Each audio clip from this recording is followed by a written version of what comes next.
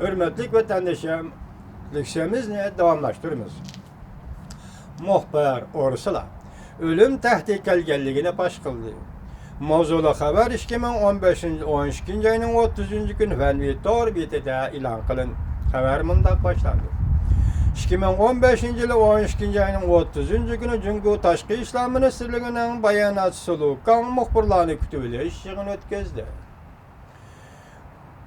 Yig'inda Lukan Ursula xonimning Beijingda tahdid kuchurganligini qizg'ilib, saqchiga ma'lum qilsang bo'lmamdi dedi. Bu bir o'yin. Matbuotlarning 12 ayının 25 günü xabar qilishiga asoslanganda Fransiya yangi kuzatuvchi jurnalining Beijing turishliq muxbiri Ursula Goyter Jungudan qo'g'lab chiqarilgan.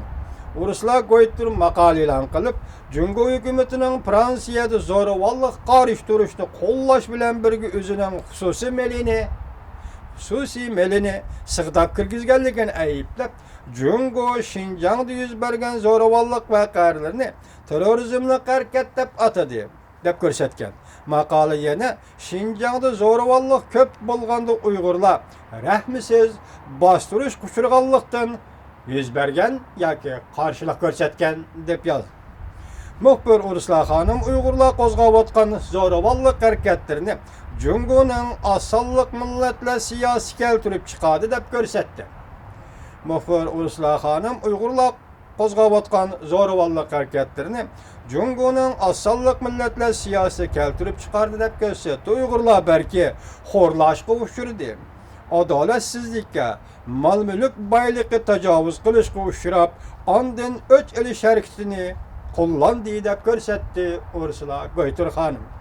Ursula maqolasida ziyonkashlik uchirg'uvchilar ya'ni ko'mirkan voqeasida ziyonkashlik uchirg'uvchilarga qilchi mestajlik qilmadi deyildi. Tahlil qilaylik. Xinjiang kirgan Xitoy ko'chmanlarining hammasi hech qachon gunohsiz emas. Chunki Xitoy ko'chmanlari Xinjiang qachon kirdi? 1943 aydan boshlab Kuomintang armiyasi Xinjiangga tajovuz qilib kirgan kundan boshlanadi vatandoshlar.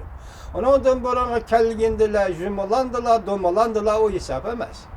1943 yılı 1 ayının 1 gündən başlap Cangjeşi armiyası yani Kuomintang Xinjiangga tajovuz qilib kirdi. Keyin Kompartiya Kuomintangni ag'durgandan keyin ko'chmanlarning Xinjiang ko'chib kirish haddini ochdi. Şuna Xinjiangga kirayotgan Xitoy ko'chmanlari odatdagi yutmakansiz ashtoq qilib iqtisod masalasi bilan kelayotgan ko'chmanlar emas. Xinjiang kelayotgan ko'chmanlar safi o'zidan siyosiy ko'chmanlar. Bu siyosiy ko'chmanlarning gunohsizligi bilamda kim gunohsiz deydi siyosiy ko'chmanlarni?